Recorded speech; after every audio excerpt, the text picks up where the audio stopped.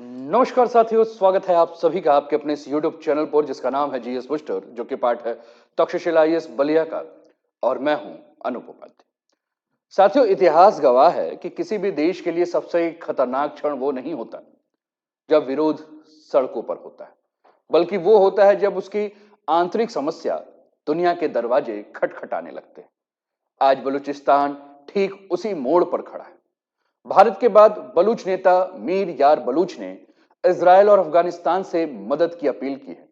और यह सिर्फ एक राजनीतिक अपील नहीं है, यह पाकिस्तान की राजव्यवस्था, वैधता और एकता तीनों पर एक साथ उठता हुआ सवाल है। अब सवाल यह नहीं है कि बलूचिस्तान में क्या हो रहा है, सवाल यह है कि दुनिया पाकिस्तान को किस नजर से जो है वो देख रही है। कहानी यहीं से नहीं, यहीं से शुरू होती है। तो चलिए आज हम इस पूरी कहानी की जांच पड़ताल करते हैं आप सभी के साथ। चैनल पर पहली बार है तो चैनल को सब्सक्राइब करके बेल आइकन दबा दीजिएगा कि यहां आने वाले हर वीडियो का नोटिफिकेशन आप सभी को समय पर मिल सके। तो चलिए शुरुआत करते हैं आज के सेशन का। और आज का टॉपिक आपके स्क्रीन पर है, बलूचिस्तान में आजादी की लड़ाई, भारत, इजरायल और तालिबान से मदद की अपील। और इसमें एक और अपडेट यह है कि बलूच नेता यह कह रहे हैं कि चीन अपनी सेना जो है वह बलूचिस्तान में भेज रही है। तो चलिए शुरुआत करते हैं आज के सेशन का। और आज के सेशन को आगे बढ़ाने से पहले कुछ समाचार पत्र जो हैं जिन्होंने इसे प्रमुखता से छापा है, इसे ले लेते हैं, फिर चर्चा करते हैं। टाइम्स ऑफ इंडिया लिखता है, China to deploy military in Balochistan, Mir Yar Baloch flags serious threat write to Jaishankar on China Pakistan economic corridor. Baloch leader Mir Yar Baloch wants S Jaishankar of serious threat से चाइना माइट डिप्लॉय ट्रूप्स। और तीसरा न्यूज़पेपर दिख रहा है, Baloch leader appeals to EAM यानी कि external affairs of ministry India की, Jaishankar wants China में deploy troops in Balochistan soon. तीन समाचार पत्र और तीनों एक ही बात कर रहे हैं कि चाइना जो है वो बलूचिस्तान में अपनी सेना जो है वो जल्द ही उतार सकता है। और इस बात को लेकर बलूच में जो बलूच हैं यानी कि जो बलूचिस्तान के रहने वाले लोग हैं, उनको समस्या जो है वो हो सकती है और उनकी एक बहुत बड़ी चिंता जो है जिस पर हमें बात करना है। साथियों, अगर हम पाकिस्तान की बात करें तो पाकिस्तान का जब नक्शा आप अपने दिमाग में लाते हैं तो पाकिस्तान के नक्शा में आपको पश्चिम में एक बहुत बड़ा इलाका जो है वो देखने को मिलेगा। और जिस इलाका पे हम बात करेंगे, एक बार हम मैप देख लेते हैं। ये पाकिस्तान का नक्शा और ये बलूचिस्तान जो पिंक कलर का आपको देखने को मिल रहा है। ठीक साथियों, बलूचिस्तान जो है वो पाकिस्तान का सबसे बड़ा प्रांत है। पाकिस्तान के कुल क्षेत्रफल का अगर हम बात करें तो 44% और आबादी की बात करें तो कुल आबादी का 5 से 6%। अब सवाल यह उठता है कि इतना बड़ा जमीन लेकिन इतनी कम आबादी, तो विकास तो होना ही चाहिए था। तो फिर विकास क्यों नहीं हुआ? और यहीं से हकीकत जो है वह उल्टी होने शुरू हो जाती है। बलूचिस्तान के बारे में अगर हम बात करें साथियों, तो बलूचिस्तान सबसे बड़ा तो है लेकिन पाकिस्तान का सबसे पिछड़ा क्षेत्र है। बलूचिस्तान में स्कूल कम है, अस्पताल कम है, सड़कें टूटी हुई हैं, बिजली पानी की भारी कमी है। और आज भी कई इलाके में लोग पूछते हैं कि हम पाकिस्तान में रहते हैं या किसी उपनिवेश में जो हम रह रहे हैं। अब यहां सबसे बड़ा विरोधाभास यह है कि बलूचिस्तान के पास गैस है, तांबा है, सोना है, कोयला है, अरब सागर तट से इसकी पहुंच है, ग्वादर बंदरगाह है, चाइना पाकिस्तान इकोनॉमिक कॉरिडोर का रीढ़ है। ये ग्वादर का क्षेत्र आपको बलूचिस्तान में ही देखने को मिल रहा है। उसके बाद भी बलूचियों का आरोप यह है कि गैस जो है वो लाहौर और कराची में जलता है, पैसा इस्लामाबाद पहुंच जाता है और बलूचिस्तानियों को मिलता है ठेंगा। यानी कि बलूचिस्तानियों को मिल रहा है गरीबी और बेरोजगारी, यानी धरती हमारी, दौलत किसी और की। और यहीं से जो है वो समस्याएं जो है वो बढ़ने लगती है। साथियों, बलूचिस्तान के पास एक बहुत ही महत्वपूर्ण बंदरगाह है जिसका नाम है ग्वादर। और ग्वादर के पास आप देख रहे हैं पसनी। ये दो बंदरगाह जो कि एक चीन के पास है और पसनी जो कि अभी पाकिस्तान ने अमेरिका को जो है वो देने की बात की। अब दो बंदरगाह है, ग्वादर और पसनी। लेकिन प्रश्न यही है कि ये वरदान है या अभिशाप है? साथियों, ग्वादर को हम पाकिस्तान का गेम चेंजर कहते हैं, लेकिन बलूचियों के लिए ये उनकी जमीन छीन ली गई है, बाहरी लोगों को बसा दिया गया है, स्थानीय युवाओं को नौकरी नहीं मिल रही है। इसलिए ग्वादर विकास का नहीं बल्कि असंतोष का जो है वो प्रतीक बन चुका है। बलूचों को शिकायत सिर्फ आर्थिक नहीं, राजनीतिक प्रतिनिधित्व का भी है। चुनी हुई सरकार बार बार जो है इनकी बर्खास्त हो जाती है, इनके लिए फैसले इस्लामाबाद से होते हैं और जब आवाज ये उठाते हैं तो सेना आकर उस आवाज को दबा देती है। जब ये आवाज उठाते हैं तो पाकिस्तान की सेना जो है इनके ऊपर ऑपरेशन करती है और इनके लोगों को उठाकर लेकर चली जाती है। आज बलूचिस्तान की हर मां पूछती है कि उसका बेटा जिंदा है या मर गया है, लेकिन पाकिस्तान जो है वो चुप रहता है, क्योंकि वो नरसंहार कर रहा है कहां? बलूचिस्तान के क्षेत्र में। कुछ तस्वीरें मैं आपके सामने साझा करता हूं और उसके बाद फिर चर्चा को आगे बढ़ाता हूं। आपके स्क्रीन पर ये जो तस्वीरें दिख रही हो साथियों, ये लापताओं की सब तस्वीरें। ये पाकिस्तान के बलूचिस्तान क्षेत्र के वो लापता हैं जिनका आज तक कुछ नहीं पता है कि जिंदा है या मर गए हैं, और इनको लेकर जो है वो सड़कों पर जो है वो भीड़ जो है उमड़ पड़ी है। सड़कों पे भीड़ हमेशा आती है, लेकिन पाकिस्तान की सेना जो है इस भीड़ को जो है वो हमेशा के लिए खामोश करने की कोशिश करती है। अब यहीं से कहानी बदल जाती है बलूचिस्तान की। पहले बलूचिस्तान के लोग अपने अधिकारों की मांग करते थे, अपने लिए सम्मान की मांग करते थे, अपने लिए विकास की मांग करते थे, लेकिन अब जो मांग है वो अलग बलूच राष्ट्र की मांग है, और यही मामला जो है वो सुधार का नहीं, संप्रभुता का जो है वो हो चुका है। अब जरा थोड़ा और भी हमें समझने की आवश्यकता है कि वर्तमान में ये बलूचिस्तान का मामला जो है वो अंतर्राष्ट्रीय सुर्खियों में क्यों आ गया, क्यों अंतर्राष्ट्रीय जो है वो चर्चाएं जो होने लगी। आपके स्क्रीन पर ये व्यक्ति जो नजर आ रहा है साथियों, ये व्यक्ति है बलूच नेता मीर यार बलूच। और मीर यार बलूच का जो हालिया कदम है और एक जो बयान है, उन्होंने इस पूरे आंदोलन की दिशा को जो है वो नया मोड़ दिया है। बलूच नेता जो हैं वो भारत से पहले भी समर्थन मांगते हुए हैं, पहले से भी भारत से समर्थन मांग रहे हैं, भारत से समर्थन की बात करते हैं, लेकिन ये जो समर्थन है ये कोई प्रतीकात्मक समर्थन की बात नहीं कर रहे हैं। ये कह रहे हैं कि भैया हम जो संघर्ष कर रहे हैं, यह संघर्ष में जो है वो भारत हमारा साथ दे, और हम इस संघर्ष को सिर्फ पाकिस्तान की आंतरिक मामले के रूप में नहीं देखते हैं। भारत जो पहले ही पाकिस्तान के मानवाधिकार रिकॉर्ड पर जो है वो सवाल उठाता है, वहां अपील करना मुद्दे को दक्षिण एशियाई विमर्श मंच पर ले जाने का एक रास्ता है। इसके अलावा हाल फिलहाल में अगर हम बात करें साथियों, तो ये आपको 2 जनवरी 2026 का एक लेटर नजर आ रहा है जो कि इजराइल को संबोधित करते हुए। बलूच नेता ने इजराइल को जो है खुला पत्र लिखा है और इसमें 2 बातों को कहा है। आप अपने स्क्रीन पर देखिएगा, है ना, ये 2 जनवरी 2026 का है। From Baloch representative republic of Balochistan to ministry of foreign affairs Jerusalem state of Israel. ये सारी की सारी बातें हुई हैं और इन्होंने अपनी इसमें मांग की है, और यहां जो शब्द है रिपब्लिक ऑफ बलूचिस्तान के बारे में बात की गई है कि रिपब्लिक ऑफ बलूचिस्तान को रिकॉग्नाइज किया जाए। इजराइल को क्यों किया गया है साथियों? अभी कुछ दिन पहले हमने सोमालिया और सोमालीलैंड के बारे में चर्चा की थी। सोमालिया का एक पार्ट सोमालीलैंड जो कि कई दिनों से अपनी आजादी की लड़ाई की मांग कर रहा था, और इजराइल वो पहला देश है जिसने सोमालीलैंड को जो है वो मान्यता दी।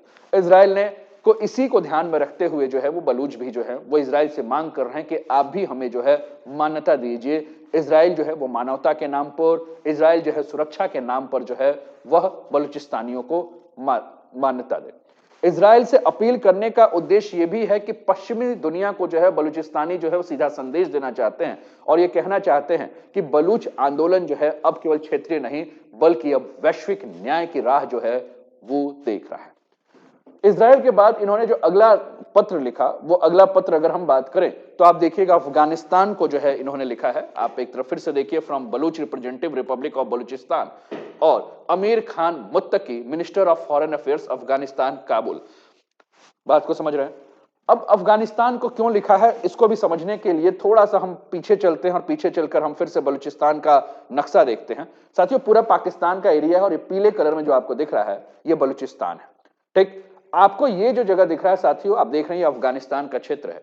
इसका मतलब आपको समझ में आ रहा है कि बलूचिस्तान जो है वो अफगानिस्तान से अपनी सीमा जो है वो साझा कर रहा है। बलूचिस्तान के पश्चिम में जो है वो ईरान है, जिस पर कल हमने चर्चा की कि किस प्रकार से ईरान में अस्थिरता आई है। कल का वीडियो अगर आपने नहीं देखा होगा तो कल का वीडियो आप देख लीजिए। अब हमने कहा कि अफगानिस्तान के साथ सीमा साझा हो रहा है, और बलूच बहुल इलाके जो हैं वो यहां बहुत बड़े स्तर पर आप देखिए कि सीमा आपको देखने को मिल रहा है अफगानिस्तान का किसके साथ?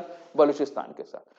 अब अफगानिस्तान को जो बलूचिस्तान के द्वारा पत्र लिखा गया है, यह एक तरह से पाकिस्तान के लिए रणनीतिक दबाव है कि अगर यहां की पश्चिमी सीमा अस्थिर हुई, क्योंकि अफगानिस्तान और पाकिस्तान के बीच में सब कुछ अच्छा नहीं चल रहा है, यहां डूरंड लाइन को लेकर जो है वो काफी विवाद जो है वो अफगानिस्तान और पाकिस्तान में है।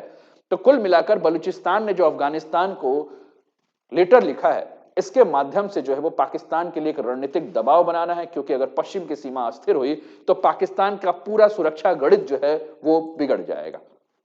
ठीक, अब धीरे धीरे आपको समझना यह भी होगा कि ये जो दो पत्र लिखे गए हैं इजराइल और अफगानिस्तान को, भारत को तो पहले ही बलूचिस्तान जो है वो डिमांड कर रहा है कि भारत इंटरफेयर करे, ये सबसे संवेदनशील और खतरनाक बिंदु है, क्योंकि यहां जो पूरी की पूरी चर्चा एक और भी हो रही है, वो ये हो रही है कि हम बलूच आर्मी जो है वो अलग बना रहे हैं। बलूच आर्मी अलग बनाने का अर्थ क्या हुआ? बलूच आर्मी अलग बनाने का अर्थ यह हुआ कि ये अपने लिए जो बात कर रहे हैं, ये आंदोलन के बारे में बात कर रहे हैं, तो ये कह रहे हैं कि अब ये आंदोलन जो है वो केवल राजनीतिक नहीं है, यह सिर्फ विरोध और अपील का आंदोलन नहीं है, एक संगठित प्रतिरोध की ओर बढ़ रहा है। जैसे ही हथियार और संगठन आते हैं, मुद्दा आंतरिक सुरक्षा से निकलकर अंतरराष्ट्रीय सुरक्षा के रूप में बन जाता है। साथियों, हमें यह भी समझना है कि अगर ये सब कुछ हो रहा है, जिस प्रकार से घटनाएं घट रही हैं, तो पाकिस्तान के लिए असली खतरा क्या है? साथियों, यहां पूरी बातों को बहुत ही साफ सुथरे तरीके से समझने की आवश्यकता है कि पाकिस्तान के लिए असली खतरा यहां अलगाववाद का नहीं है, क्योंकि दुनिया भर में दर्जनों अलगाववादी आंदोलन हो रहे हैं, उसी में से एक आंदोलन ये हो सकता था। लेकिन इस समय राज्य के साथ साथ अगर हम बात करें तो ये जो पूरा बात करें तो ये असल खतरा जो है वो बलूच आंदोलन का अंतरराष्ट्रीयकरण करना है। यानी कि यहां से अगर पाकिस्तान इस पर ध्यान नहीं दे तो ये बलूचिस्तानियों की जो डिमांड है वो पाकिस्तान के लिए अंतरराष्ट्रीय स्तर पर बहुत बड़ी जो है वो मुश्किलें पैदा कर सकती हैं। अब तक पाकिस्तान बलूचिस्तान के मुद्दे को लेकर कहता हुआ आया है कि पाकिस्तान का ये आंतरिक मुद्दा है, बलूचिस्तान हमारा आंतरिक मामला है। लेकिन जैसे ही बलूचिस्तान भारत को, इजराइल को, अफगानिस्तान को पत्र लिख रहा है और जैसे ही बलूचिस्तान का नाम भारत, इजराइल, अफगानिस्तान के साथ जुड़ गया, तो इसका मतलब है कि समस्या घरेलू समस्या नहीं है, ये कहानी जो है एक राज्य बनाम उत्पीड़ित समुदाय की है। और जैसे जैसे नैरेटिव हाथ से जाता है वैसे ही राज्य जो है वो रक्षात्मक हो जाता है। साथियों, बलूची जो है वो बार बार जो मुद्दे उठा रहे हैं, आपके स्क्रीन पर ये जो भी तस्वीरें दिख रही हैं, ये मानव अधिकार के हनन की तस्वीरें हैं। ये जो भी व्यक्ति आपको दिख रहे हैं, ये लापता व्यक्ति हैं जिनके बारे में पता ही नहीं है। कहा जाता है कि पाकिस्तान की आर्मी आती है, उठा के इनको ले जाती है, लेकिन उसके बाद क्या हुआ? यानी कि ये जो भी मानवाधिकार की बातें हो रही हैं, उसका अंतरराष्ट्रीयकरण है। साथियों, बलूच मुद्दे में सबसे नाजुक बात यह है कि वहां के लोगों के साथ जो है वो क्रूर व्यवहार हो रहा है। लोग अचानक गायब हो रहे हैं, बिना अदालत उनको ले जाए बीच रास्ते में मार दिया जा रहा है। सेना ऑपरेशन के नाम पर नरसंहार कर रही है, लेकिन अभी तक ये सारी की सारी बातें जो है वो पाकिस्तान के अंदर दबाई गई थी। लेकिन अगर ये मुद्दे को यूनाइटेड नेशन के मंच पर पाकिस्तान ह्यूमन राइट्स संगठन, अंतरराष्ट्रीय मीडिया खुलकर ये सब उठाने लगे, तो पाकिस्तान की स्थिति जो है वो बदल जाएगी और यहीं से असली खतरा जो है वो पाकिस्तान के लिए होगा कि दुनिया के नजर में पाकिस्तान जो है वो श्रीलंका और सूडान जैसे देखने को मिलेगा। जैसे श्रीलंका में तमिलियों का जो है नरसंहार हुआ, सूडान में जिस प्रकार से गृह युद्ध हुआ, वैसे ही पाकिस्तान की स्थिति बनने वाली है। पाकिस्तान भी उसी प्रकार से मानव अधिकार का हनन कर रहा है और विश्व जो है वो पाकिस्तान के ऊपर एक ठप्पा लगा देगा कि पाकिस्तान जो है वो अपने यहां नरसंहार कर रहा है और पाकिस्तान के लिए सफाई देना मुश्किल हो जाएगा। पाकिस्तान का भरोसा जो ऐसे ही बहुत भरोसेमंद देश नहीं है, उसके ऊपर और भरोसा खत्म हो जाएगा, उसके ऊपर और भी अंतरराष्ट्रीय दबाव जो है वो बढ़ता जाएगा। साथियों, यहां अगर हम बात करें तो हमें चाइना पाकिस्तान इकोनॉमिक कॉरिडोर को जो है वो बिल्कुल ध्यान रखना चाहिए, क्योंकि पूरा जब हमने न्यूज शुरू किया तो हमने वही बात किया कि चीन अपनी सेना जो है वो बलूचिस्तान के क्षेत्र में भेज रहा है। चीन अपनी सेना क्यों भेज रहा है? तो चीन यहां अगर हम बात करें तो चाइना पाकिस्तान इकोनॉमिक कॉरिडोर चीन पाकिस्तान आर्थिक गलियारा की सुरक्षा और ग्वादर की सुरक्षा को लेकर भेजा है। हमने देखा है कि चीन के कई सारे कर्मी जो है यहां बम ब्लास्ट में मारे गए हैं, उनकी हत्या कर दी गई है। यानी कि कुल मिलाकर चाइना पाकिस्तान इकोनॉमिक कॉरिडोर जो है वो चीन के लिए उसके नाक का सवाल है, तो पाकिस्तान के लिए पैसे का सवाल है।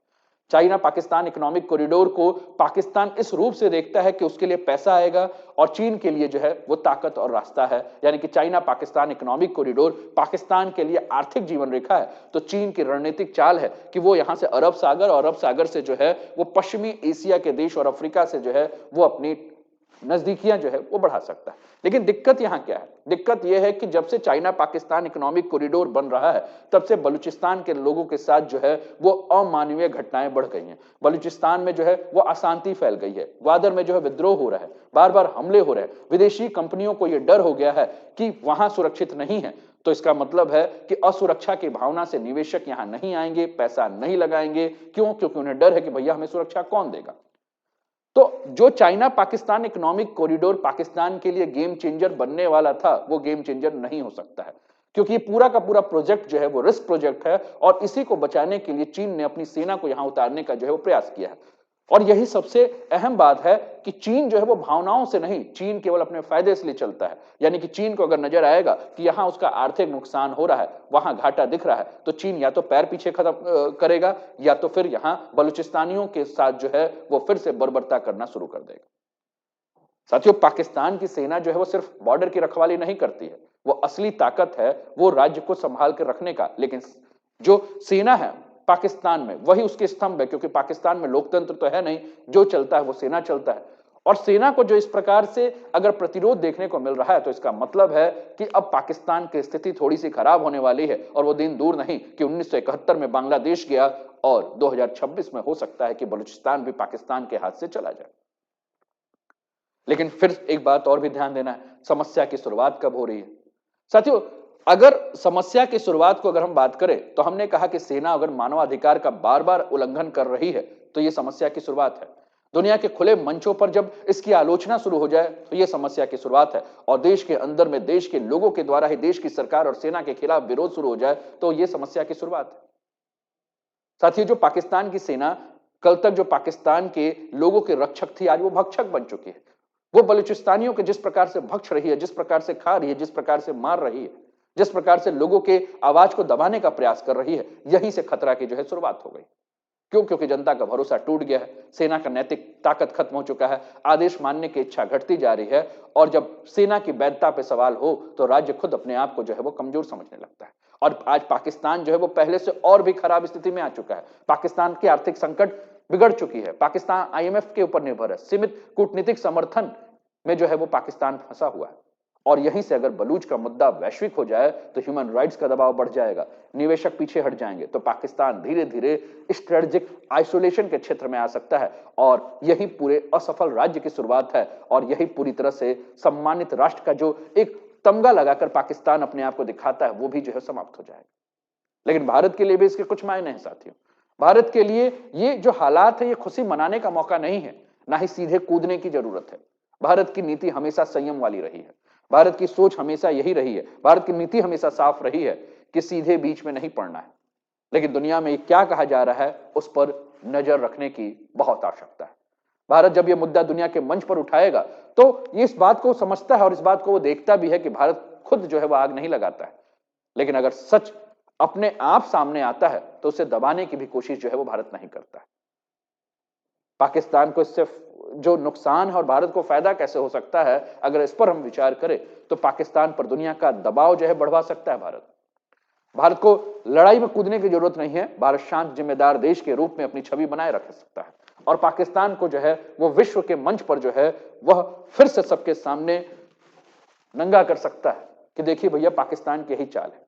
साथियों, जब किसी राज्य की आंतरिक स्थिरता अंतर्राष्ट्रीय विमर्श का हिस्सा बन जाती है तो वह केवल सुरक्षा चुनौती नहीं रहती, बल्कि उसकी संप्रभुता, वैधता, वैश्विक स्थिति की परीक्षा बन जाती है। आपको क्या लगता है? आप अपने विचार जो है वो कमेंट के माध्यम से हम तक पहुंचाएं और कैसा लगा सेशन जरूर बताएं। साथियों, वीडियो अगर पसंद आया हो तो लाइक कर दीजिए, कमेंट तो आपको करना ही है, चैनल को वीडियो को शेयर कर दीजिए, चैनल को सब्सक्राइब कर दीजिए। अपना ध्यान रखिए, स्वस्थ रहिए, मस्त रहिए, तंदुरुस्त रहिए, हंसते खेलते मुस्कुराते हुए जीवन का आनंद लीजिए। जय हिंद, जय भारत।